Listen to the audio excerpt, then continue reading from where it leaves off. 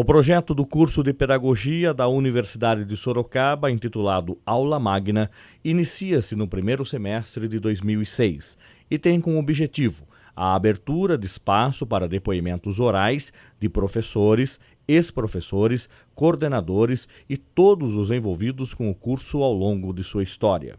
De cunho memorialístico, tais depoimentos são gravados no Laboratório de Comunicação da Uniso e estão disponibilizados tanto à comunidade acadêmica quanto ao público externo interessados em conhecer a história do curso de Pedagogia na expressão dos seus protagonistas.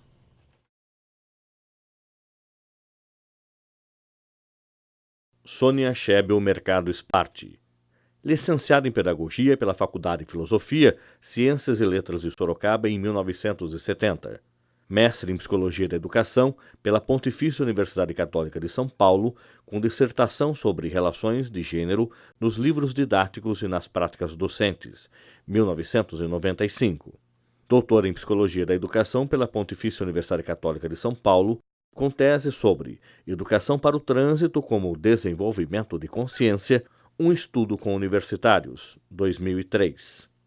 Vice-diretora da Faculdade de Filosofia, Ciências e Letras de Sorocaba, 1980 a 1984.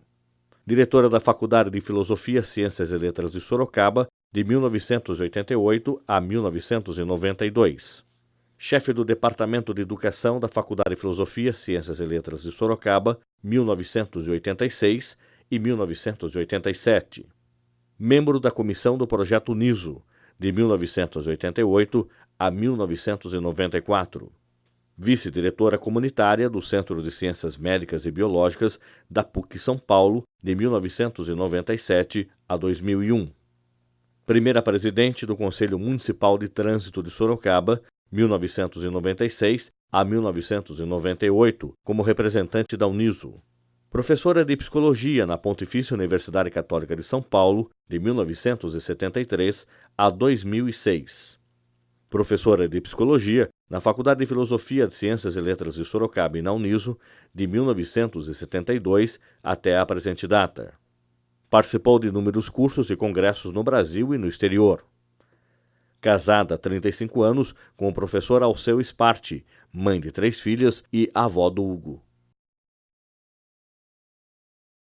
Professora Maria Helena Groman Rodrigues de Paula, professora normalista, aposentada na Rede Estadual de São Paulo como professora de Educação no curso de Magistério. Licenciada em Pedagogia e Filosofia pela Faculdade de Filosofia, Ciências e Letras de Sorocaba, hoje Uniso. Mestre em Filosofia da Educação e Educação Brasileira pela Pontifícia Universidade Católica de São Paulo. Titular de Filosofia e História da Educação na Faculdade de Filosofia, Ciências e Letras de Itapetininga. Titular de Filosofia da Educação na Faculdade de Educação Física de Sorocaba, FEFISO. Atualmente, leciona como titular de Filosofia da Educação na Uniso, Universidade de Sorocaba, desde 1972 e no curso de Ciências Biológicas da PUC São Paulo, desde 1992, no campus de Sorocaba. João José Correia Sampaio, licenciado em Filosofia pela Faculdade de Filosofia Nossa Senhora Medianeira, 1972. Bacharel em Teologia pela Faculdade de Teologia Nossa Senhora de Assunção, em 1973. Licenciado em Pedagogia pela Faculdade de Filosofia, Ciências e Letras de Sorocaba, em 1983. Pós-graduação.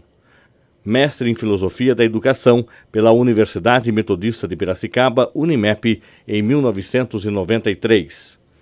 Mestre em Teologia pela Faculdade de Teologia Nossa Senhora da Assunção, vinculada à Pontifícia Universidade Gregoriana de Roma, em 1972. Docência no ensino superior. Professor de Filosofia, Antropologia Filosófica, História da Educação e Introdução ao Pensamento Teológico em cursos de licenciatura e bacharelado da Faculdade de Filosofia, Ciências e Letras, Sorocaba e Universidade Sorocaba Uniso, desde 1984. Atividades administrativas do ensino superior Uniso. Chefia do Departamento de Filosofia por 3 mandatos. Diretor do Centro de Ciências Humanas, C1, 1998 a 2002. coordenador dos cursos de licenciatura 2003 a 2006, coordenador do curso de filosofia 2003 a 2009, membro da Câmara de Graduação de 1998 a 2004, membro do Comitê de Graduação em 2003, presidente do primeiro Congresso de Educação da Uniso 2004.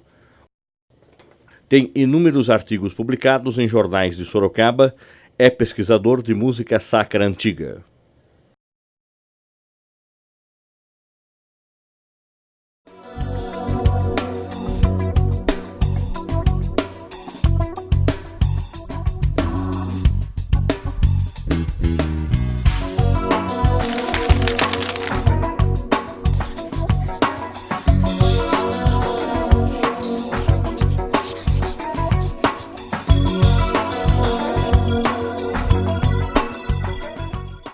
Estamos aqui hoje para mais uma série, mais um programa da série Aula Magna.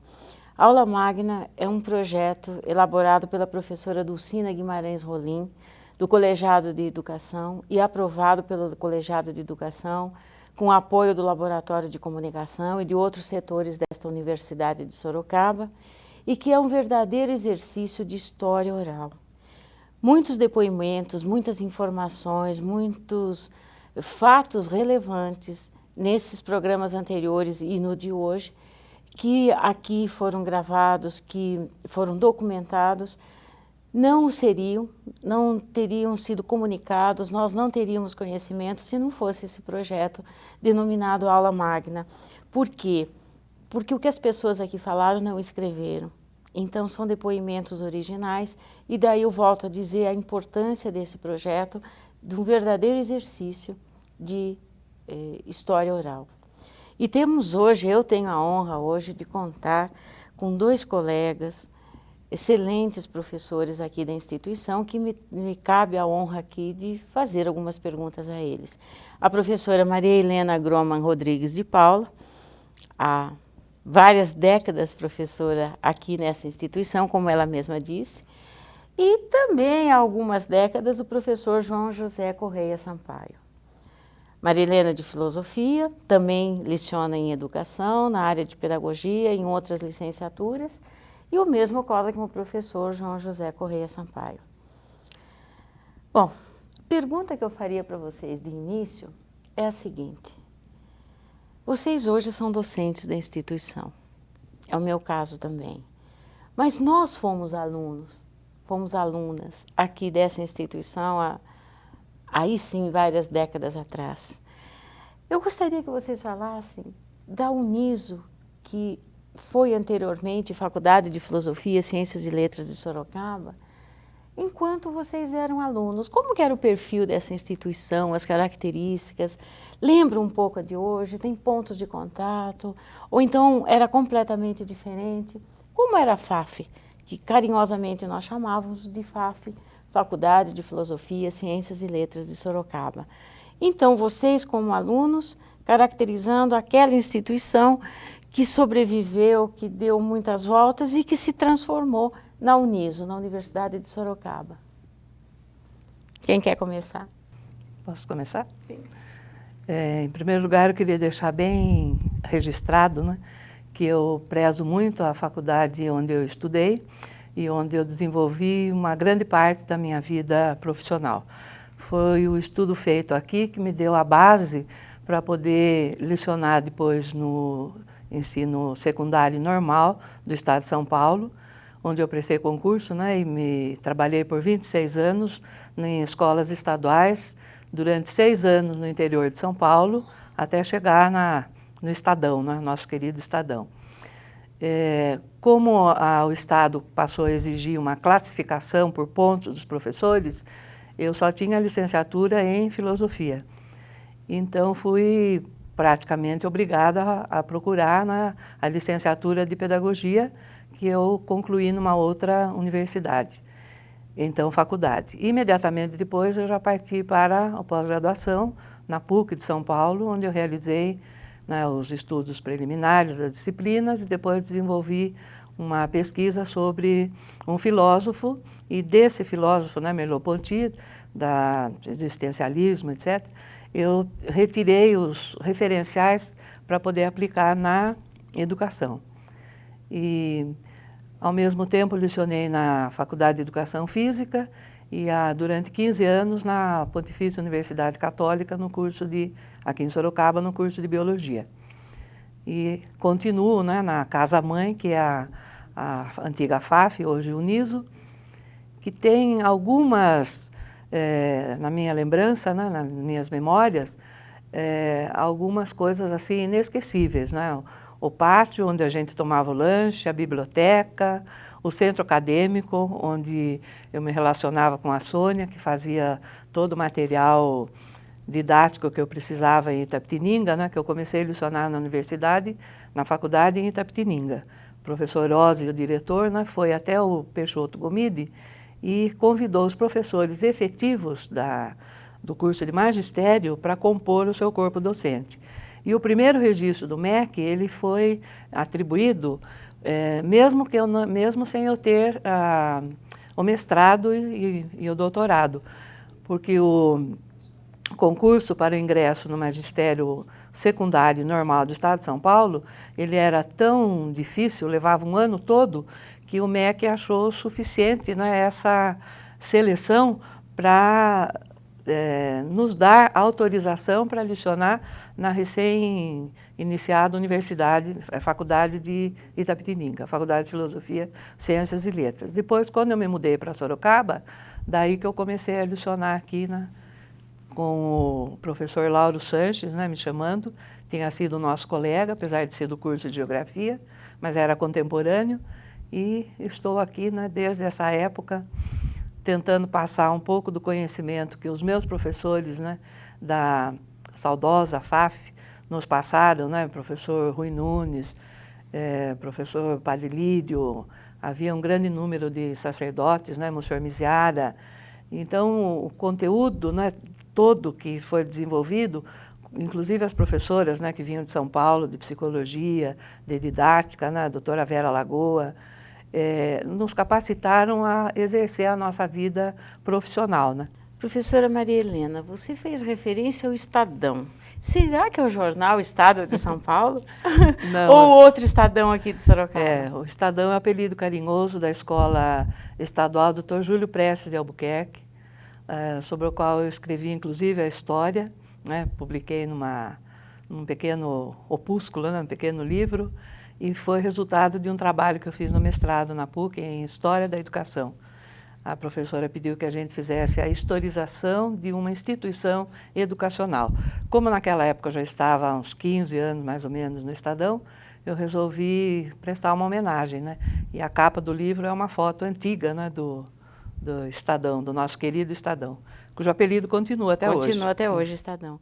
Eu vou passar a palavra ao professor João. Em outro momento, nós voltaremos a Marilena, escritora.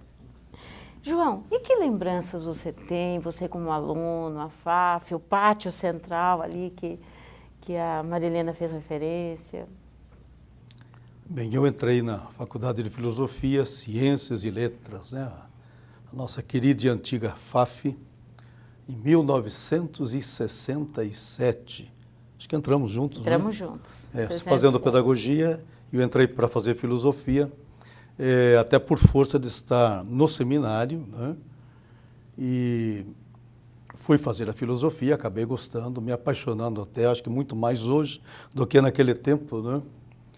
E evidentemente que esse tempo me traz recordações muito gratas, sim, gratas assim pelos professores excelentes que nós tivemos, né? Alguns que foram só do curso de filosofia. Lembro-me aí do Vitenko Bodan, né? Falecido, ucraniano, se não me engano, que era uma pessoa que não aprendi simplesmente filosofia, mas eu acho que aprendi a viver um pouco. Eu acho que às vezes nós transmitimos, alguns transmitem ideias, outros transmitem ideias com vida, e esse homem, penso que ele era completo nesse sentido, né? Um homem sofrido da guerra, umas coisas por aí, né? Padre Thomas, né? Por acaso ele foi meu professor durante os 4 anos, né? terrível professor exigente, mas muito bom, gostava muito dele. A Iraí Carone, da nossa lógica, da minha lógica, lógica, né? Enfim, quando a Maria Helena fala lá do pátio, interessante, e às vezes eu me vejo debaixo daquele, eu não sei se é chapéu de praia, ou o nome daquela árvore que temos lá, mas ela é a mesma, né? Dá a impressão até que ela não cresceu tanto como deveria nesse tempo todo, de 67 até aqui, né? E evidentemente que a lembrança, né, de colegas que a gente já não vê mais, né? Há quantos anos e quantos anos que a gente coloca nisso, de 67 para cá, né? Olhando aquele tempo e o momento que a gente vive hoje, estou aqui nessa instituição há 23 anos, eu acho que já é uma boa parte da vida, né? E agradeço a Deus por esse merecimento e a todos aqueles que me deram todo esse apoio para poder estar aqui. Já podiam até ter me mandado embora, mas ainda não fizeram, né? Então eu fico olhando para aquele momento, né? Um momento, no meu modo de ver, muito familiar, muito próximo. Nós cabíamos, digamos, dentro daquele pátio gostoso ali, não é isso? E hoje, às vezes, eu me sinto perdido no meio dessa imensidão de prédios e muito mais que vai crescer, com certeza, e queira Deus que isso aconteça. Os tempos são outros, mas eu sinto saudade daqueles que com certeza eu vivi com os meus grandes sonhos, né? Com os meus grandes sonhos. É um pouco isso. João, você antecipou a outra pergunta que eu iria fazer. Né? Não só o período em que nós vivemos, que vocês viveram, como era a faculdade, mas que professores marcaram, né? Você já citou alguns, você também já citou outros. Nós assistimos algumas aulas juntos. Sim. Porque as classes eram pequenas, né? A sua devia ter uns 15 alunos, talvez. 15 alunos. 15 a minha alunos. ganhava em menos alunos. Menos alunos. Começou com 10, terminou com 4. Começou com 10, terminou com 4. A sua, 15. A minha era a maior de todas. Tal é que me coube levar aos órgãos colegiados um abaixo-assinado para dividir. Nós éramos em 35 alunos. Nossa. Que absurdo! A maior ali daquele momento. Mas, então, por isso as classes eram reunidas. Quer dizer, 10 ali, 15 ali, 4 para lá. Então, alguns professores foram os mesmos devido a essa reunião. Professor Thomas, que você fez referência, eu acho que é Thomas Ransom Giles. Thomas Giles. Ransom Giles. Fale um pouquinho mais sobre ele. Norte-americano. Norte-americano, negro. Estudou em Louvain, é isso? Acho que foi isso. Uma pessoa muito exigente. Aliás, eu deixei de escrever, perdi a minha caligrafia com ele, né? Porque ele chegava em sala com um pacote de livros e colocava em cima da mesa, e lá vinha Heidegger, Russell e outros, né? A fenomenologia, indo em frente, e a gente querendo tomar nota de tudo, né? Não tinha gravador, né? E depois chegava em casa, a famosa maquininha, não é isso? E lá, datilografando para ter... Aliás, tenho todos esses textos ainda, né, dele. Então ele foi meu professor durante 4 anos, 2 anos que eu tive aqui em Sorocaba, na FAF, e depois os outros 2 anos que eu fui para São Paulo e terminei lá com os jesuítas, né, nas faculdades Anchieta. E por acaso o Padre Thomas estava lá, né, com o mesmo rigor, não tinha perdão, ou estudava, né, não tinha alternativa. Mas um grande professor e um grande amigo também, uma pessoa que a gente conversava assim com muita frequência, porque ele morava no Seminário Central quando eu fazia teologia, né? Então, inclusive ele foi professor também lá, né? Então esse contato existia. Você fez referência a tomar notas e rapidamente depois datilografar todas essas aulas e que conserva até hoje. A Marilena disse que me conheceu porque trazia apostilas para eu fazer, confeccionar. Quando ela já era professora e lecionava em Itapetininga.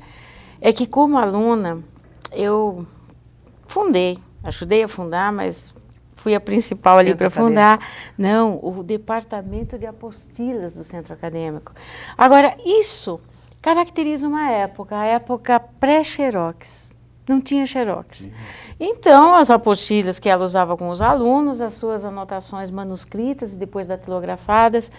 E agora uma curiosidade, tendo 1 ou 2 livros só, 1 ou 2 exemplares só, do mesmo título, como que vocês se viravam para estudar? Sem xerox, apostilas era o quê? Era datilografar o capítulo inteiro? E se alguém datilografasse uma palavra errada? Qual a fidedignidade em relação... Então, como é que se virava? Essa era uma dificuldade. A gente tentava praticamente ipsis literis, né? Copiar, aprender. Eu sabia muito bem, entendia dos meus garranchos no caso, as abreviações todas, mas chegava em casa e imediatamente já fazia. Porque se não fizesse, eu não entendia depois e não sabia mais, porque a aula ainda estava um pouco dentro da cabeça, né? E a questão dos livros, né? Hoje nós temos uma realidade bem diferente dentro da Uniso, com muitos exemplares ou vários exemplares de um mesmo livro. No nosso caso não era bem assim, né? Nós éramos poucos também, é bom entender, éramos poucos e havia também a oportunidade, às vezes livros, em francês, por exemplo, a gente lia, pelo menos eu aprendi, trabalhei, estudei muito francês dentro do seminário, né? Então a nossa biblioteca é muito rica nesses textos, né? Então, muitas coisas nesse sentido a gente corria atrás, né? E também eu penso que havia um gesto comunitário muito mais interessante do que hoje. Um colega passar para outro, olha, não entendi isto, eu tenho o texto aqui, eu copiei assim, enfim, essa interação, no meu modo de ver, existia muito mais. Por exemplo, aulas de psicologia, né? Por exemplo, eu ganhava umas folhinhas que eu tenho até hoje, né, de uma professora chamada Sônia Schebel, né? Não sei se vocês conhecem, mas eu era agraciado com uma das cópias. Aquelas folhinhas de seda, lembra você, né? Eu ia falar isso. Bem fininhas na máquina, Forpost. Né? E com certeza as unhas iam embora, porque de tanto datilografar pesado, né? Máquina mecânica. Mecânica. Pelo menos ficava forte. Então eu tinha essa cópia, né? Tem até hoje essas cópias. Mas essas aulas eram gravadas. Pois é. Essas eram porque o meu presente de formatura eu quis um gravador e não um anel. O menor da época, que era desse tamanho, imagine esses de hoje, né?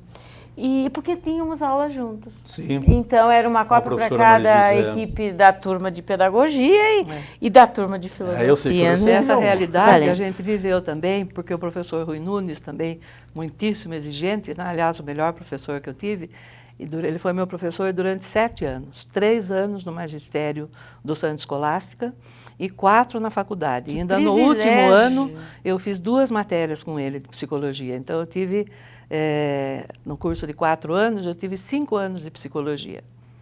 E ele adotou um livro de psicologia social, Otto Kleinberg, em inglês.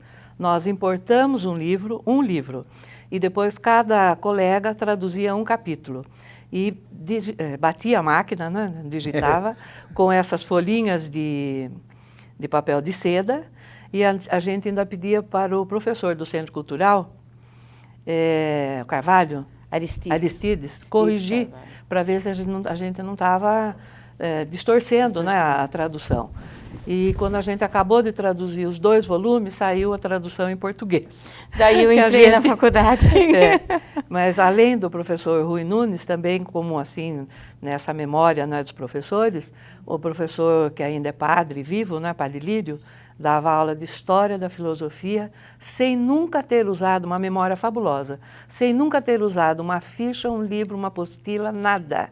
E ele perpassou assim toda a história da filosofia antiga, medieval, moderna e contemporânea. E para a nossa turma de filosofia ele era super exigente. Não, vocês têm que saber. Para 4 alunos. Se faltava 25% de ausência. Era a mesma aula. E com um pormenor. Ele não deixava entrar atrasado. Então, se por acaso alguém se atrasava, rodeava a faculdade, sentava embaixo da janela do lado de fora, onde ele estava dando aula e tomava nota de tudo para depois completar com o que faltou do atraso que a gente teve.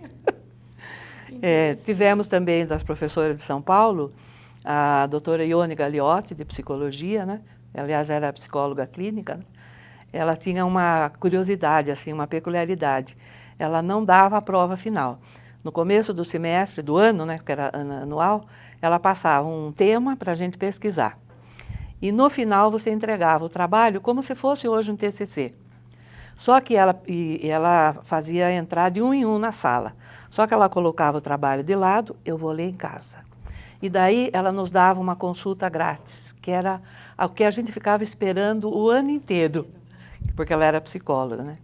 Outra professora também que marcou, né, a doutora Vera Lagoa, aliás, muito boa na orientação dos trabalhos, ela que me orientou na prova prática que eu fiz do concurso de ingresso na casa dela, em São Paulo, me ajudou a preparar a aula que eu fui dar no colégio Manuel de Paiva.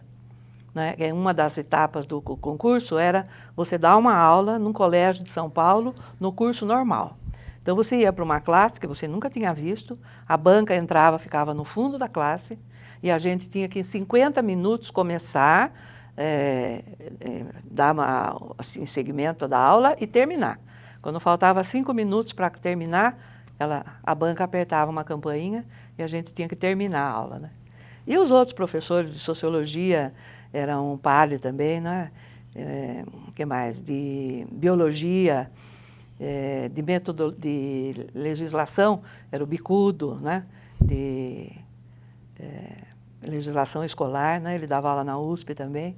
Então a gente teve assim uma pleiade, né? Se a gente pode falar, de professores que marcaram a nossa vida acadêmica e nos serviram de modelo para a nossa vida profissional. O professor Rui, há pouco tempo foi homenageado aqui na Uniso, né?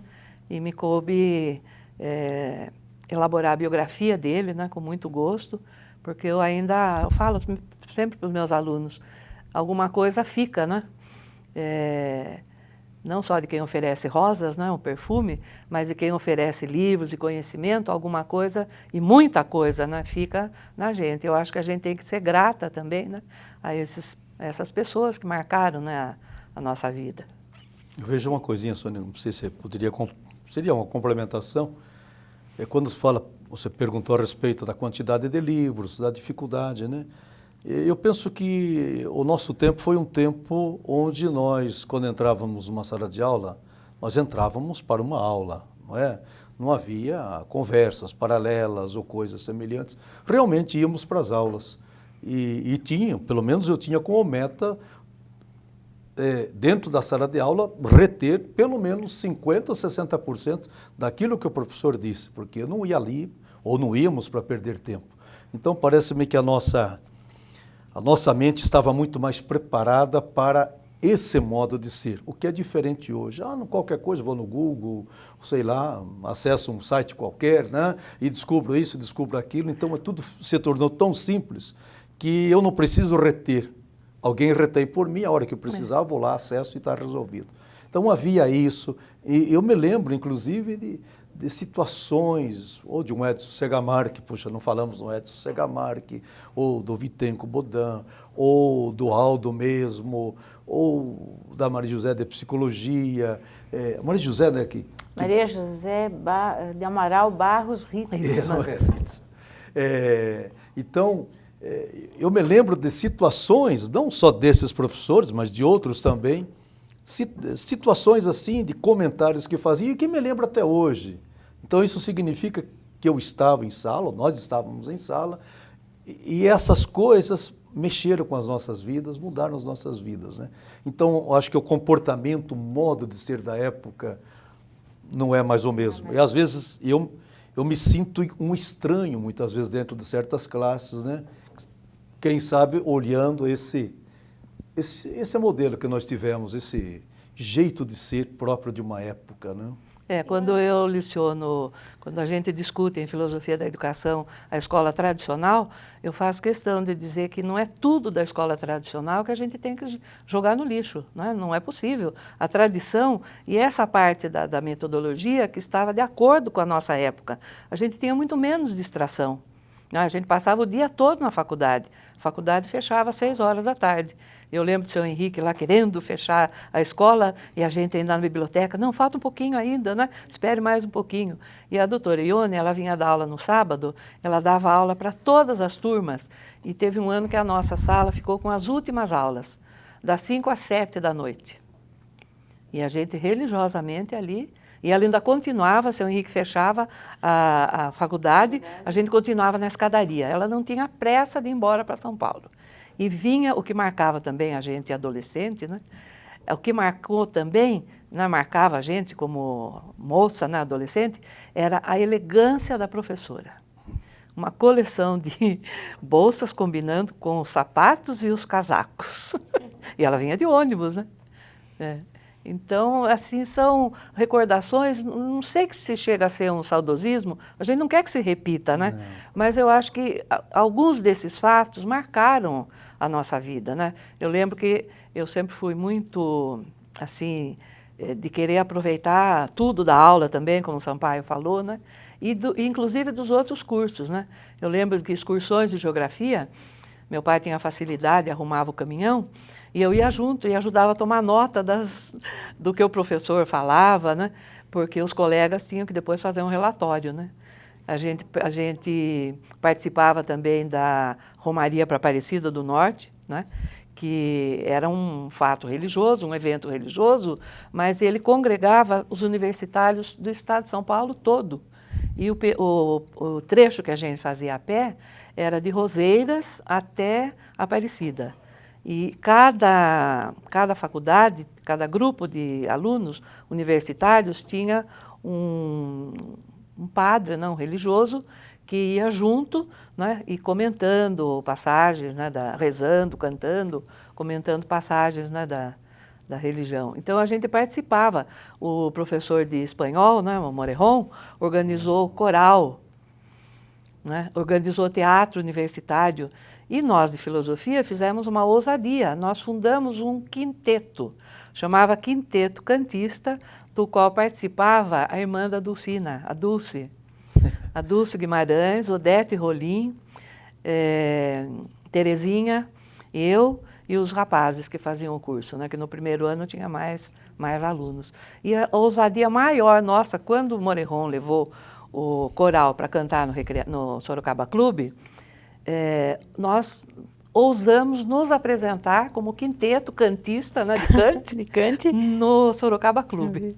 E o teatro foi no Santa Rosália, né, com a turma de letras. Não sei se vocês concordam, vocês estão caracterizando um perfil de aluno, um perfil de universidade, um perfil de professor, que não é o perfil de hoje, né? Mas é um perfil de alguém interessado, motivado, se formos usar uma palavra aí psicológica, motivado.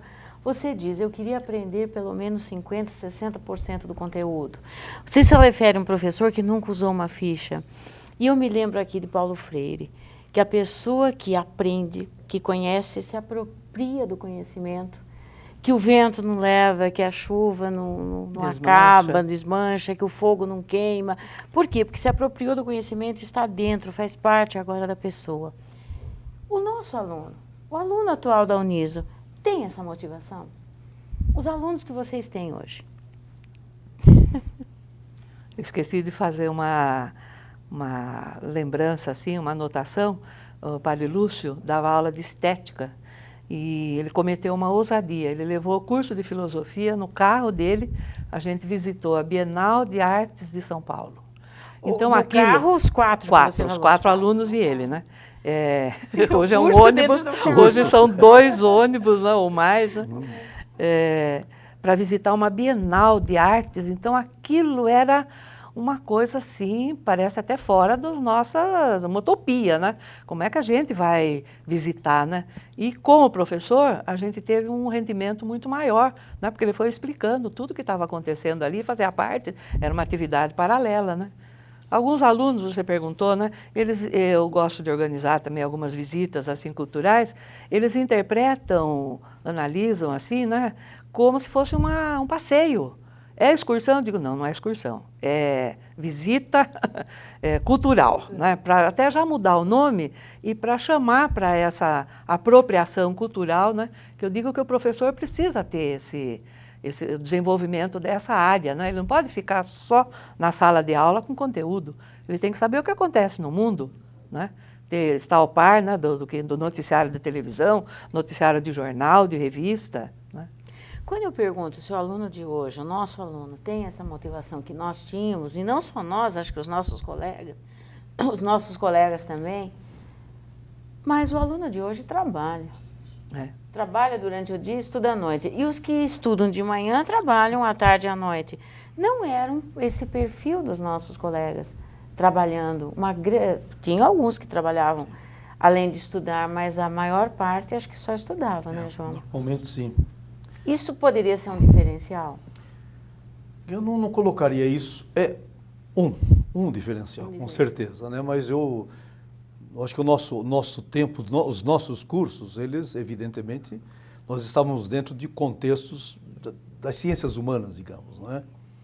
Portanto, de um nível de reflexão, de buscas, de estudo bastante sério. Hoje vivemos um outro contexto mais tecnológico, né? Eu trabalho com um componente curricular, quer dizer, a princípio alguns se assustam, né? Vai ensinar isso, ensinar aquilo, né? E, no entanto, a gente quer trabalhar um pouco com o pensamento, né? E vejo que há uma dificuldade muito grande de se fazer uma reflexão, até parar um pouco para refletir. Não entendi, eu quero entender, né? Então, parece-me que o contexto tecnológico que nós vivemos hoje faz com que tenhamos esse novo aluno, digamos, né? Então, nós podemos manipular muito bem as máquinas, né? Enfim, trabalhar, ter o exercício tecnológico, né? E entender muito bem por aí. Mas no contexto da reflexão, quando se chega aí, aliás, professores nossos aqui da universidade, dessas áreas das ciências humanas, lamentam, né? Essa dificuldade, né? Do pensar, do refletir, de buscar saber sobre a sua própria vida, afinal, o que é que eu quero, enfim, o que estou fazendo aqui, não é? Eu acho que é fundamental até para, sei lá, essa segurança interna, né? Esse estar no mundo, né? Mas saber que está no mundo e está localizado, não jogado aí, né? Não é isso? E é claro que o nosso mundo era mais lento, né, Sônia? Né, Marilena? Mais lento, a passagem era mais lenta, né? 4 anos de filosofia, hoje são 3, e tudo tem se corrido. É um outro mundo, é um outro contexto. Que, aliás, eu fico assim numa preocupação muito grande, né? Que às vezes nós refletimos a respeito da possibilidade da tecnologia nos trazer a possibilidade de momentos maiores, não sei, ou momentos de lazer, enfim, que sejam realmente nossos, né? E, no entanto, a tecnologia está aí, está tomando conta das nossas vidas e nós não conseguimos, com os nossos corpos, acompanhar a rapidez da tecnologia. Portanto, estamos estressados sempre antes do final do ano ou do final do semestre, né? Por quê? Não conseguimos, ainda mais nós, né? Achamos que aqueles tempos eram mais interessantes, onde Deus até podia passear pelo jardim sem violência, sem nada, e hoje é meio perigoso, até por aqui, né? Então, as coisas por aí. Como a Uniso hoje seleciona os alunos que irão estudar aqui? Estou me referindo a um processo seletivo, chamado ou não de vestibular. E como foi a seleção de vocês para estudarem na FAF? Algumas lembranças relacionadas a esse vestibular, a essa seleção, e talvez uma crítica, assim, uma análise crítica em termos de paralelo. Hoje é o ideal a seleção? O ideal foi aquela seleção pela qual vocês passaram? Haverá um terceiro momento ainda, nem a atual, nem a anterior? Um pouquinho sobre o vestibular. Eu lembro do tema do vestibular, da redação. Um professor inesquecível. E por coincidência, o professor Rui Nunes morava numa travessa da Rua Brigadeiro Tobias, e eu ouvia subir, né, e descer todo dia, né? Só que na redação eu coloquei como um velho professor, né? Com perdão, né, de ter envelhecido, né, na redação. Mas o que eu descrevi na redação foi a caminhada dele, né, para dar aula no Centro Escolástica, para dar aula em outras escolas de Sorocaba. Ele veio como professor efetivo de filosofia do Estadão, né, do nosso querido Estadão aqui em Sorocaba. E, ao mesmo tempo, lecionava no colégio, onde eu fui aluna dele nos 3 anos do magistério. Psicologia, História da Educação, Filosofia da Educação. E a seleção, ela foi assim rigorosa no sentido de que a gente fazia o exame escrito, a média era 5, e depois você, de ter sido aprovada no escrito, você tinha que fazer o exame oral de todas as disciplinas, com o mesmo conteúdo, perante uma banca de 3 professores, que tinham o direito de fazer qualquer pergunta, né? Então, a aprovação era... Essa sistemática era possível porque o número de candidatos era menor. E levava muito mais tempo, claro, né? Fazer exame oral para um grupo de pessoas hoje não é sem sentido, né? Tem que ser em forma de teste, que depois a ficha de respostas vai ser colocada no leitura ótica, né, no computador. Então não é isso que a gente está querendo que volte, mas uma seleção que algumas instituições agora parece que estão abrindo os olhos, né? Alunos pensantes, alunos críticos. Só que para o vestibular conseguir fazer essa avaliação, o aluno tem que ter desenvolvido essa capacidade crítica e reflexiva no colegial, né? E antes até do colegial, né? Então, fundamental, e até num processo aí que existe, né? Numa metodologia mais nova, né? Já desde a infância, né? O infantil. Então, eu acho que as mudanças, né, do vestibular, algumas estão assim... Essas variáveis são determinadas pela tecnologia, né, como o Sampaio falou, e pelo número que aumentou assim de uma maneira exorbitante, né? Para atender a demanda, para socializar o conhecimento, como é que você pensa, João? É um assunto muito complicado. Muito complicado. Então, nós vivemos esse tempo onde a exigência para se entrar na Faculdade de Filosofia, Ciências e Letras era muito grande. Eu me lembro de ter estudado, ralado muito, né? Muito mesmo. Fui cheio de medo, com muito medo. E não era classificatório, né? Era eliminatório. Era eliminatório, quer dizer, ou tinha aquela média ou estava fora, né? Escrito e oral. Escrito e oral. Então, é claro que a gente ia com o coração nas mãos, né, para um vestibular como aquele, né? Mas se estudava, poxa, aí valeu, não tenho nada que reclamar. Evidentemente que vivemos um outro momento, vamos nos imaginar a Uniso, com todos esses prédios, não é isso? Vamos imaginar isso aqui vazio, né? Então, o processo do vestibular, que antes era o eliminatório, agora é classificatório. Só não pode tirar... Zero, não é isso? Só isso, né? Então, com isso, nós também trazemos para dentro da universidade toda a deficiência que encontramos, infelizmente, no ensino fundamental e no ensino médio, né? De um modo especial, o Estado está sucateado em termos de educação. Infelizmente, a gente se sente muito mal. Eu estudei no Estadão 1 ano, né? Meu Deus do céu, os professores que eu tive, o que eu aprendi, o que era aquilo e o que vejo hoje, me dá uma angústia muito grande nesse sentido, porque a gente não pode mais confiar, né? Evidentemente que precisamos encher as salas de aula, não é só aqui, a nossa situação não é uma situação de USP, não é uma situação de universidade pública, né, que pode se dar o luxo de, digamos, classificar mesmo os melhores, né? Mas tenho por mim, Sônia, viu, Marilena, que acho que cabe à Uniso e outras instituições uma missão muito grande. É o que nós temos, Não é isso? É com isso que nós vamos trabalhar, acreditar na educação, nós temos que fazer alguma coisa, e nisso eu me lembro muito do professor Jaime, né? Puxa, gosto muito do professor Jaime Rodrigues Filho, né? Esses são os alunos, são as pessoas que nós temos, é com esses que nós vamos trabalhar, é aqui que nós temos que fazer a transformação, a mudança. E vemos, e eu pelo menos encaro por aí, e eu quero acreditar e fazer um ato de fé na educação. Acho que é por aí que o nosso país pode sair de onde ele está, é um ato de fé mesmo, é um creio na educação no meio de tantos creios, né?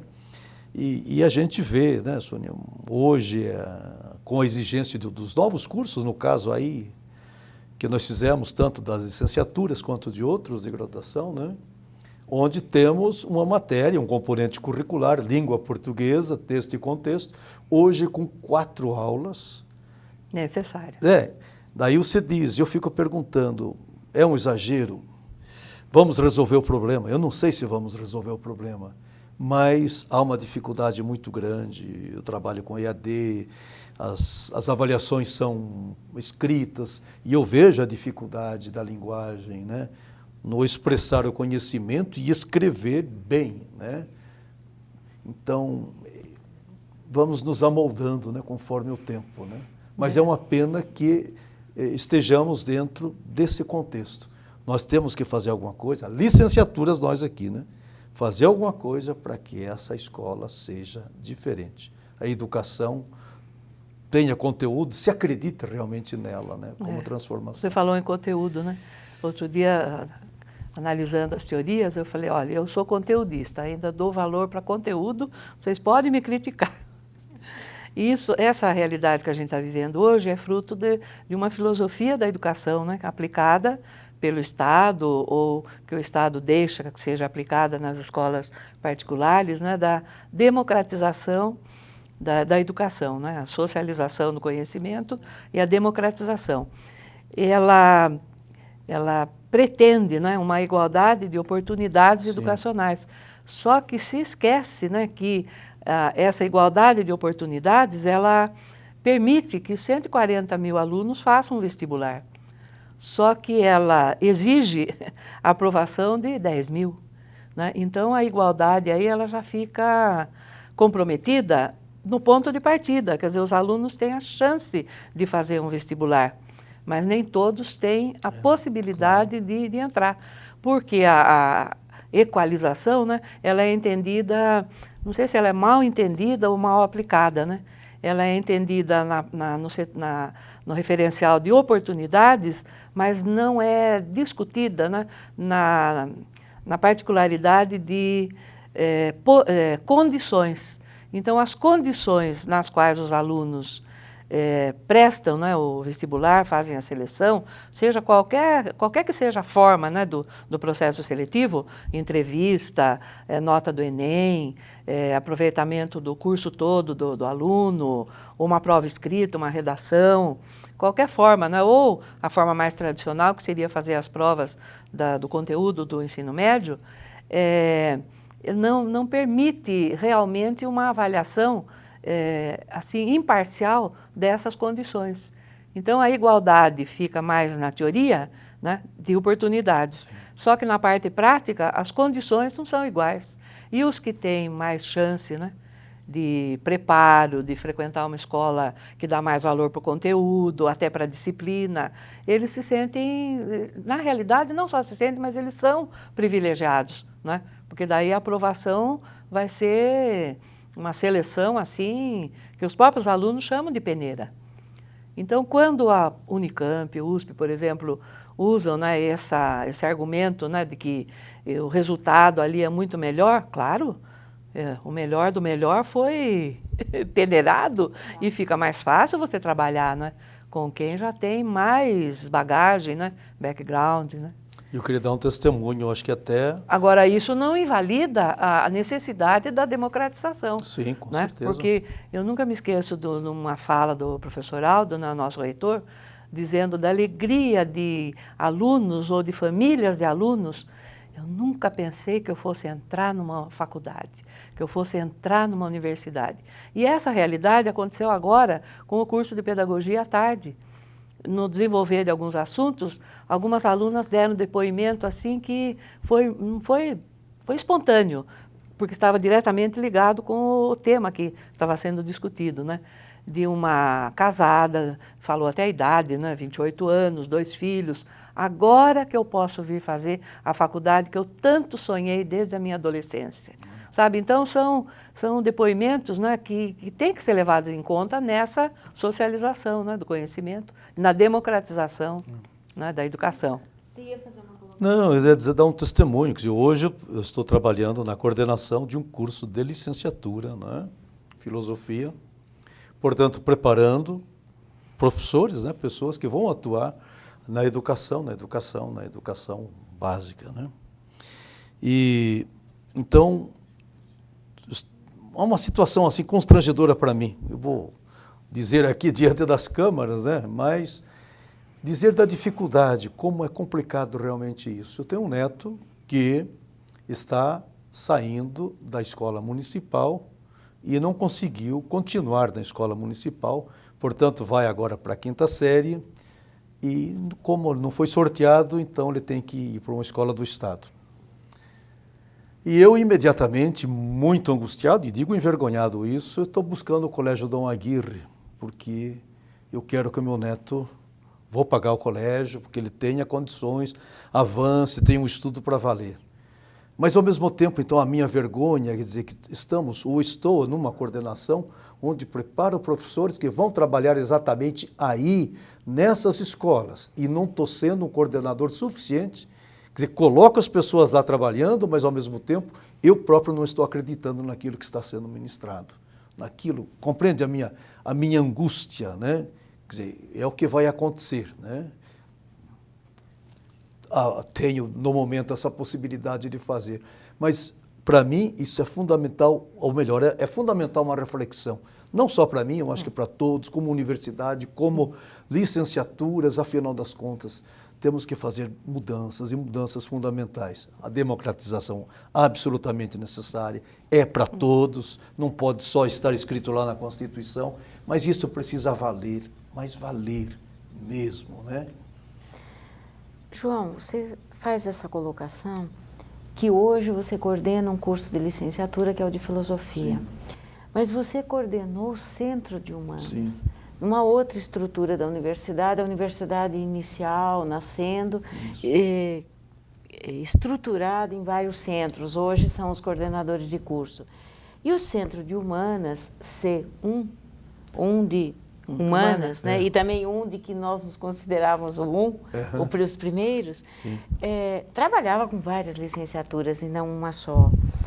A minha pergunta é, como você trabalhou nesse período de coordenador do Centro de Humanas?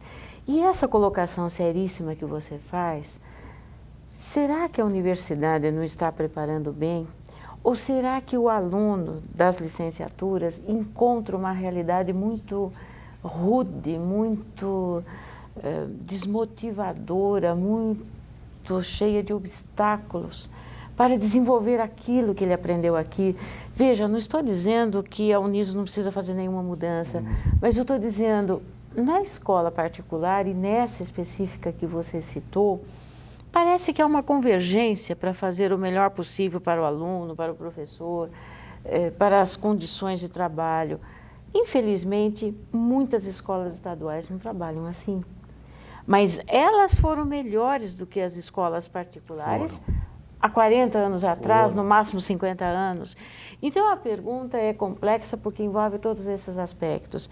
Você como coordenador do curso de filosofia, você como coordenador do Centro de Humanas, que abarcava várias licenciaturas, o modo como nós preparamos os alunos aqui para o magistério e a realidade dura de muitas escolas que, coincidentemente, são as públicas, são as estaduais, na atualidade, porque no passado elas eram as melhores e elas eram invejadas. Com certeza. Olha, Sônia, eu penso o seguinte, enquanto havia o Centro de Ciências Humanas, né, então eu penso que esse momento ele foi um momento bastante interessante. Evidentemente, todos nós vivemos aprendendo, não é isso? a cada dia aprendemos um pouco mais, mas esse momento eu avalio como um momento muito positivo, sabe, na vida da instituição e das nossas licenciaturas. Por um motivo muito simples, nós, os que coordenavam os cursos, mais o diretor do centro, nós estávamos reunidos muito frequentemente, constantemente reunidos, e buscando ver as dificuldades e quais os caminhos, enfim, buscando perspectivas, sabe? Então, o tratamento era um tratamento muito mais licenciaturas, né? Então, hoje nós temos uma coordenação de licenciaturas, mas a coordenação também vive um pouco perdida, porque não sabe exatamente para que lado avançar. Também fui esse coordenador e tive a mesma dificuldade. Não tinha em mãos um direcionamento, algo que a instituição dissesse, vamos caminhar por aqui, né? E se alguma coisa era feita, a gente ficava inseguro porque não tinha uma resposta. Então, essa reflexão constante, afinal das contas, como é que nós estamos avançando, como é que está sendo o nosso caminhar. Então, nesse sentido, foi bastante positivo, né? Eu não quero dizer que hoje não trabalhamos sério. Puxa, como você trabalha sério? Eu acho que eu sou muito feliz de trabalhar aqui, temos com certeza muitas dificuldades e decepções, etc., mas você trabalha sério, eu acredito que você trabalha com honestidade. É uma coisa que eu me orgulho dessa instituição e de trabalhar nela, né? Então vejo os coordenadores lutando, mas essa luta nem sempre é uma luta, sabe, mais comunitária, mais licenciaturas, esse corpo, né? Portanto, uma reflexão muito mais profunda a respeito da nossa situação, né? E ligando um pouco isso, para falar da dificuldade e às vezes da angústia que a gente sente, né? No nosso curso, com certa frequência, nós estamos, em vez de trazer professores, doutores, sei lá, da USP, Unicamp, ou sei lá, de outros lugares, né, nomes famosos, nós estamos buscando pessoas que estão trabalhando aí nas escolas e aparentemente têm sucesso, né, ou estão tendo êxito no trabalho, no meio de tantos problemas, como é que eles estão saindo, né? Então, parece-me que na busca dessas experiências nós estamos ganhando mais. Nós estamos ganhando mais, porque a teoria nós temos, não é? As teorias estão aí, portanto estudamos, buscamos, nenhum de nós está rejeitando nada disso, mas fundamentalmente nesse momento a prática do professor em sala de aula, aquele que realmente parece estar conseguindo alguma coisa, a experiência dele é bem-vinda para nós, para os nossos alunos, para ver, afinal das contas, o que é que nós vamos fazer. Porque o nosso aluno não chegue lá na escola e sinta uma decepção muito grande. Tem tanta coisa para contribuir e na hora da contribuição ele nem consegue expor, né, aquilo que ele tem, né? Então eu vejo, Sônia, daquele tempo, eu acho que o formato de centro era muito mais interessante do que o formato hoje que a instituição adota, né, essa estrutura. É uma estrutura, portanto, era mais fácil, a gente se encontrava, os problemas eram nossos, nós resolvíamos os problemas. E hoje cada um vive se debatendo, tentando resolver o seu, e dentro de um critério mais autoritário do que democrático, né? Quem explica bem essa situação ambivalente, né, contraditória, é o Dermeval. Dermeval Saviani foi meu professor no mestrado de Filosofia da Educação em São Paulo e também durante um ano fiz 2 disciplinas com ele. Mas foi seu orientador também? Não, o orientador foi o Severino. O Severino. O professor Antônio Joaquim Severino. Severino. Doutor Antônio Joaquim Severino. Ele tem, num dos seus textos, né, até a gente discute com os alunos, quase que o retrato dessa situação. Ele diz que as faculdades e universidades, elas estão cumprindo a sua tarefa, elas estão preparando os professores, que a gente pensa que não estão, elas estão preparando, inclusive com mudança de mentalidade, né, adequada à situação, ao contexto atual, né, com todo esse progresso tecnológico. Só que quando o professor vai para a vida prática, né, então essa foi a teoria que ele aprendeu aqui. Quando ele vai para a prática, ele vai encontrar o quê? Condições tradicionais, e nem as tradicionais, que eram ótimas na ocasião, Por quê? Porque falta. Então, há uma enumeração aí de falhas, né? Que seriam até de infraestrutura. A pressão da burocracia, que é fruto do tecnicismo, né? Que veio com as reformas educacionais, influenciadas pelo MEC e o Zaide.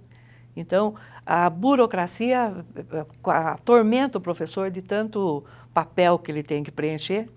A pressão dos pais que querem um ensino mais moderno, querem um ensino adequado para os filhos, para que eles possam depois disputar no mercado de trabalho uma vaga e com sucesso, né?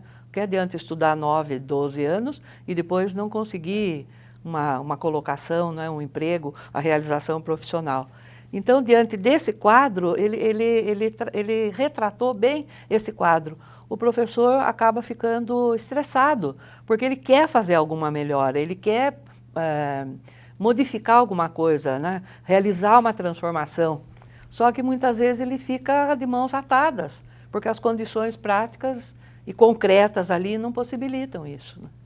Agora, resgatando o que o professor João falou, trabalhar com os egressos, aqueles que se formaram aqui, estão no mercado de trabalho e com experiências exitosas. Então, ouvir os egressos que tiveram êxito, porque as condições que não deram certo com egressos ou com outros que não se formaram aqui, parece que são as que mais se divulgam. Essa é uma preocupação do curso de pedagogia também? Ou existe um contato com aqueles que são ex-alunos, que nós chamamos de egressos, e que estão trabalhando bem, tendo êxito, mesmo que sejam poucos? Está ocorrendo isso no curso de pedagogia? Eu entendi que é no curso de filosofia que vocês estão fazendo isso. Tá. Houve algum evento com participação de ex-alunos, dizendo, olha, está dando certo, estamos usando o conhecimento que construímos ou aprendemos aqui? Olha, eu não posso falar no sentido positivo, né? Uma experiência assim bem pequena eu realizei com a turma de biologia na disciplina de políticas públicas da educação, fazendo visitas para as escolas, e me surpreendeu que muitas vezes eram de ex-alunos daqui da universidade.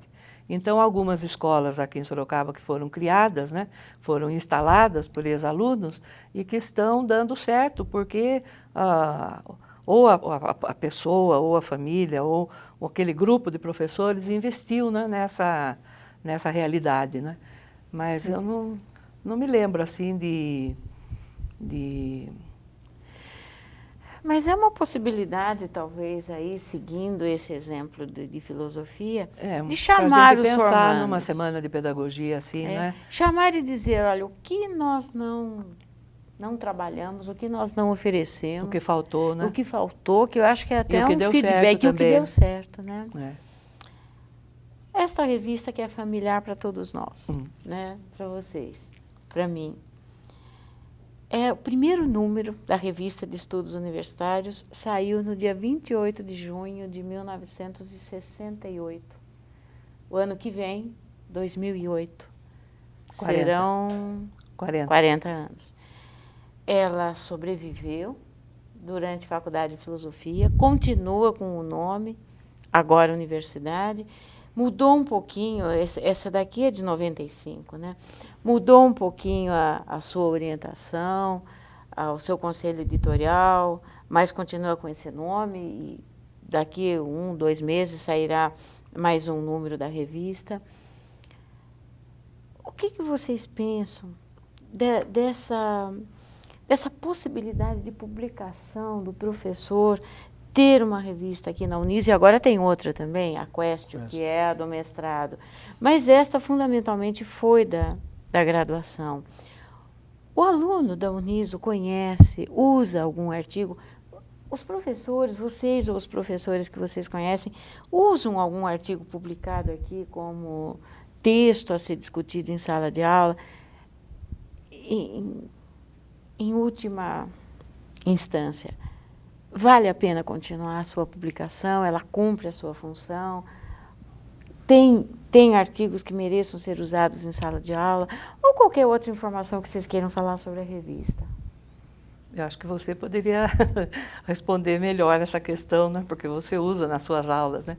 Eu uso alguns números de alguns artigos que eu escrevi que foram fruto de cursos que eu fiz, né? E os alunos gostam, né? E vou contar um pecadinho que eu cometo, né? Quando eu vejo alguma revista esquecida em cima da mesa, eu deixo 1 dia, 2 dias. Se ninguém pega, eu levo e sorteio para os alunos. Pecamos igualmente. Ah, é? Não sabia que você fazia isso. Eles acham uma maravilha. Aliás, eu já encaminhei, né, no tempo de FAF ainda, um artigo muito bom de um grupo de alunos que foi publicado na revista. Eu acho que foi um caso assim raro até. Raro. Esses alunos hoje em dia são todos diretores em escolas estaduais e municipais aqui de Sorocaba, mas era um grupo ótimo de complementação pedagógica, né? E eu usei como bibliografia na minha dissertação de mestrado. Então, eu acho que a revista devia focar, como é revista de estudos universitários, ela devia focar trabalhos de professores da instituição, que agora somos um número razoável, né? Nem todo mundo gosta de escrever, mas entre aqueles que gostam, né, dá para fazer uma boa seleção com 2 números por ano. E trabalhos bons de alunos, porque daí eu acho que eles se sentiriam mais motivados a participar. Porque um trabalho muito bom de aluno, ele acaba ficando, se for um TCC, no máximo ele fica na biblioteca, né? Então tem uma divulgação restrita, né? E é um material, como fica também na biblioteca, e alguns números são vendáveis, né? Um material de mais fácil aquisição, inclusive o preço, né? Para os alunos. E produção da instituição. Produção da casa, né? Casa. Mas, tocando aqui nesse assunto da revista, a cada semestre, se eu tenho 5 turmas, 7 turmas, 8 turmas, dependendo, né, do número de aulas que nós temos, eu peço para a Vilma, bibliotecária, um exemplar para sortear para cada turma. Classe.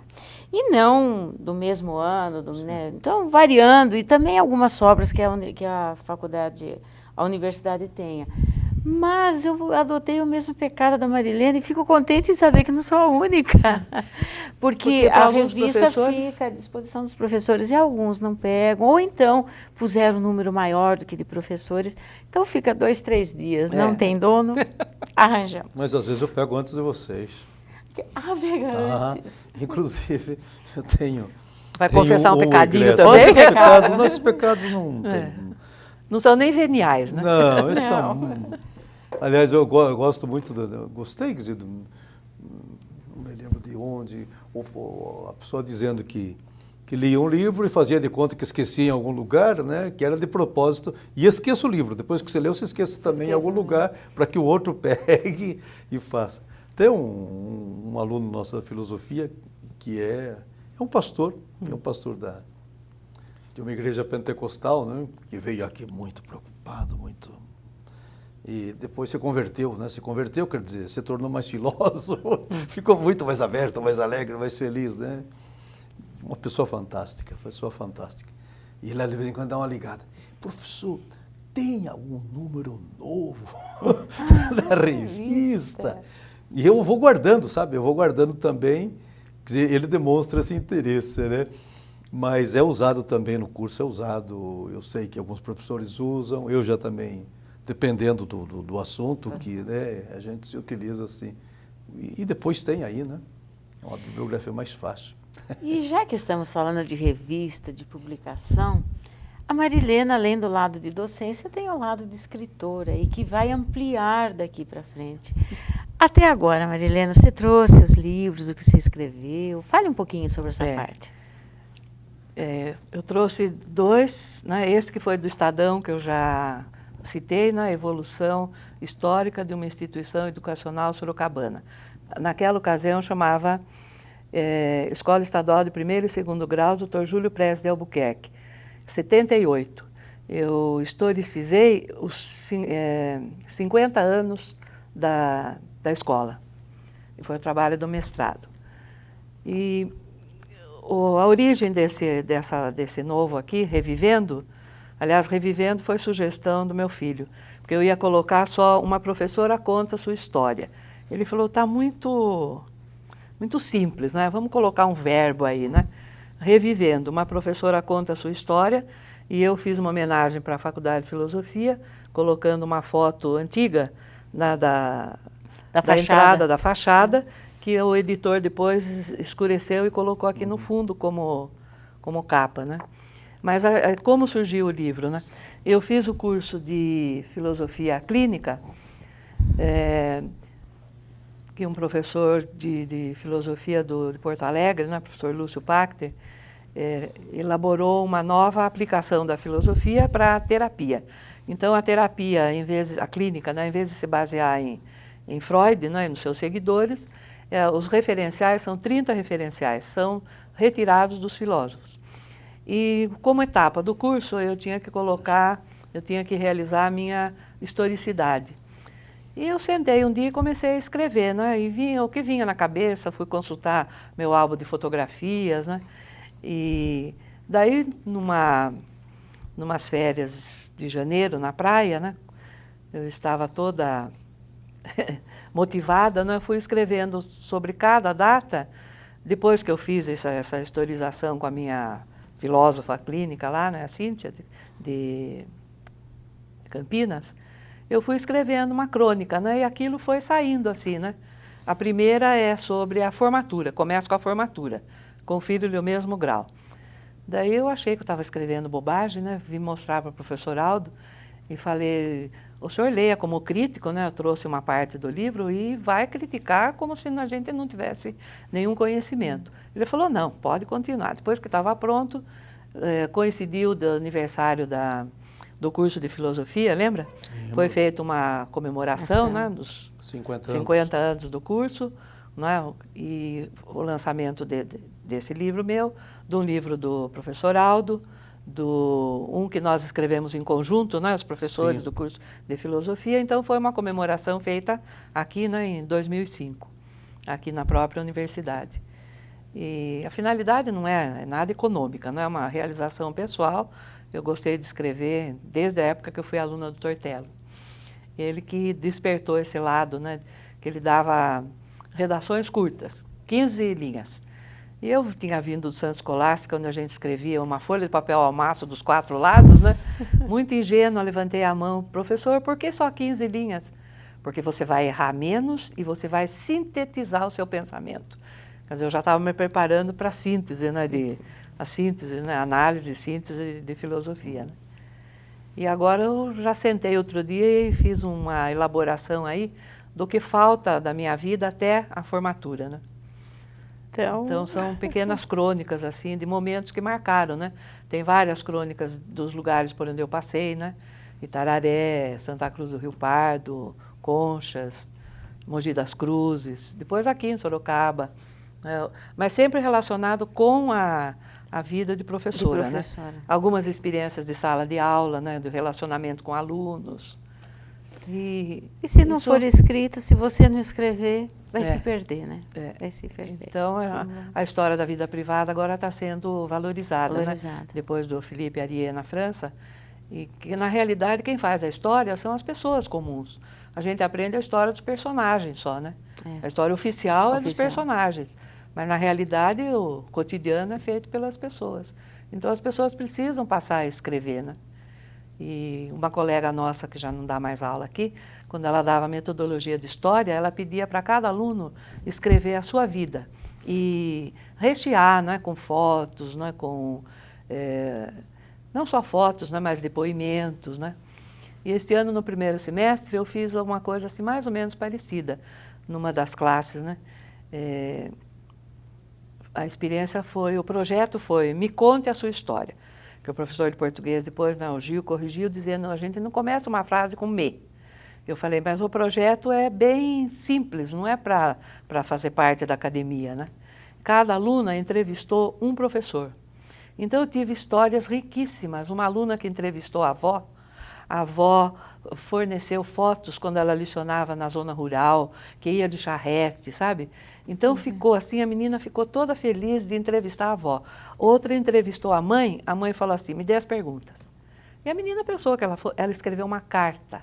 Carta de uma educadora a uma futura educadora. Que é a filha. É a filha. Então, tem umas coisas assim muito ricas que elas precisam ser resgatadas, né? E as pessoas precisam escrever, relatar, falar, né? Como a gente está falando aqui, documentar, né? A nossa vida na universidade, né? Só que a nossa é através da imagem, da audição da imagem, e aqui através da escrita. Bom, até agora falamos de educação, de vestibular, de um pouco de saudosismo da FAF, de realidade do aluno de hoje. Nós três, vocês dois, como alunos e como professores na mesma instituição, e o nosso tempo foi indo. Então, os minutos finais aqui, eu gostaria que vocês falassem sobre o que quiserem da vida profissional, da Uniso, da FAF, misturando com a vida particular, o que quiserem do que eu não perguntei. Talvez vocês tenham algum fato, algum acontecimento, alguma ideia, algum assunto a falar e eu não perguntei. Então, esse espaço, mais uns 4, 5 minutos para cada um, para falar o que vocês gostariam de falar e que eu não dei chance até agora perguntando. Bem, eu não usaria os 5 minutos, não. Fundamentalmente, duas coisas. Uma delas, evidentemente, os cumprimentos à professora Dulcina, né, Guimarães Rolim, pelo projeto, afinal das contas, eu estou me sentindo realmente velho. E velho a gente não pode falar, diz que é ferro velho, né? Idoso, dos tempos idos, né? Mas os cumprimentos realmente vão nesse sentido de que a história, ela precisa estar aí e bem viva, né? Não podemos simplesmente sepultar tantos valores, tantas experiências de vida, né? Afinal das contas, nos aprendemos assim. Então, esses cumprimentos, os parabéns. E uma segunda, não gosto de falar a palavra coisa aí, mas uma segunda situação é um agradecimento. Agradecimento à professora Dulcina, agradecimento a você, foi minha professora também, minha colega professora, Maria Helena, em filosofia, quando a gente fazia a complementação pedagógica daqueles tempos, não é isso? E agradecer, de um modo assim, muito especial, a universidade, a instituição, a Fundação Dom Aguirre. São 23 anos de casa, eu já estou aposentado já há alguns anos, e até pelo fato de estar aposentado já poderia estar fora, porque, afinal das contas, dar lugar aos mais novos que chegam, e eu concordo com isso. Mas também vejo, por outro lado, que a nossa universidade, a nossa instituição penso eu, que ele tem um carinho muito grande, né? Nós somos aqui, sei lá, 23 anos, não sei quantos anos tem a Maria Helena, você também, vejo outros professores, né? O próprio reitor há 40 anos, mais ou menos, né? Então, uma instituição que valoriza as pessoas que estão aqui. Eu vejo isso, sabe? E eu sou muito grato por esses 23 anos. Se eu sair daqui, claro que vou ficar triste, né? Mas eu posso dizer que saio feliz também, porque, afinal das contas, penso ter cumprido, digamos, uma etapa, uma missão da minha vida, né? Valeu a pena. Agradecimento principalmente porque eu vejo que a gente trabalha numa instituição séria, com colegas sérios, com pessoas que têm responsabilidade, com pessoas que querem construir, querem transformar, querem realmente mudanças. São pessoas preocupadas. Então, o meu agradecimento é de coração. Pode ser que no momento que eu queira fazer isso, eu não tenha essa condição. Então, que fique registrado esse meu agradecimento aos amigos que aqui consegui, sei lá, nos acarinhamos todos, né? Ainda me sinto muito bem dentro da casa, com tantos colegas. Eu sei que eu não consigo nem conhecer todos os professores, né? Hoje, né? Antes eram tão poucos, hoje são muitos. Poxa, é o sinal do crescimento. Mas, enfim, eu me sinto gente aqui dentro, né? E queira Deus que essa instituição caminhe, ela cresça, se desenvolva, como um dia disse o padre Tadeu no discurso da inauguração aqui, né? Uma cidade universitária, uma cidade, ela sempre cresce. Queira Deus que ela continue crescendo, né? E que ela cresça e que a gente desapareça, né? Obrigado. Obrigada. Maria Helena, são 23 anos, são mais? Ah, mais. Mais. Já que é um depoimento histórico, né, são 35. 35. Não chega aos 40 do reitor, né? Mas logo eu lecionei um pouco em Itapetininga e depois, quando eu me mudei de lá para cá, né, pela remoção do Peixoto Gomide para o Estadão, daí eu também me removi, né, para a FAF, onde eu comecei dando 2 aulas no curso de complementação que funcionava na medicina. À noite, a nossa sala era a única lá. E a turma morria de medo da sala de anatomia. Porque o prédio da FAF não comportava. E eles não queriam fechar a classe. Né? Então funcionou lá. Depois eu fui aumentando, vim para o Trujillo, né? E fiz uma adaptação, uma acomodação com as aulas do Estadão, com as aulas da FEFISO. Depois deixei a FEFISO, né? Indiquei a Vânia ficou lá. E daí me aposentei, daí pude aumentar um pouquinho, né, a carga horária, né? E diz um velho ditado, né, que a pessoa se realiza depois que ela tem um filho, quando ela planta uma árvore e quando ela escreve um livro. Então, o filho eu tive, né, só um, né? Quando criticavam que ele era único, eu dizia, é o mais velho do meio e o caçula concentrado num só, né?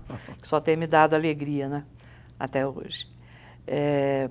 Escrevi um livro, aliás, um de memórias aí, né, um de estudo, e plantei uma árvore e uma como é que se diz? Peculiaridade. Essa árvore, na realidade, não fui eu que plantei, foi o Anísio. Mas foi com uma muda de IP que eu lhe dei. Eu ganhei numa visita que a gente fez numa instituição em São Paulo e eu fiquei com dó, né? Eu falei, Anísio, para você plantar na sua chácara, né? Ele falou, não, vou plantar aqui no estacionamento do Trujillo. Então, mesmo depois que eu me despeça da faculdade, né? E a gente está tentando cortar o cordão umbilical, né, pela segunda vez, mas é um tanto quanto difícil, né? O primeiro cortaram para a gente, né? O segundo a gente tem que cortar, então estou me preparando para isso, porque também a gente não é eterna, né? Tem que passar o bastão, né, para os mais novos que vêm vindo aí. Eu ainda vou continuar ali naquele IP. Obrigada.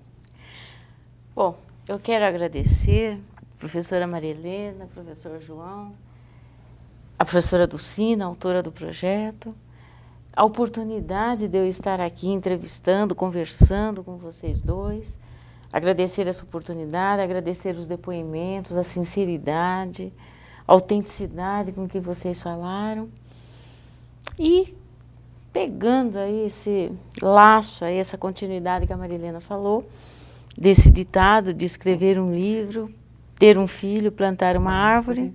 A árvore que eu ajudei a plantar, vocês vão rir muito. É essa do Campus Trujillo, dentro de um poço, junto com o seu Henrique. Uhum. Eu era aluna, o seu Henrique era o grande bedel de manutenção de lá. Era um faz tudo, né? Faz tudo. Porteiro, fechava, abria a escola e fechava. Fechava, né? E muito carinhoso e muito competente, então eu ajudei a plantar essa árvore. Filhas, foram 3, as 3 no feminino. Falta o livro, que virá. Mas bem-vindo. Bem-vindo. Que virá, a gente já está sabendo que vem vindo. Que vem vindo o ano que vem. Então, muito obrigada a vocês todos, a essa oportunidade, a Dulcina, e até uma próxima edição.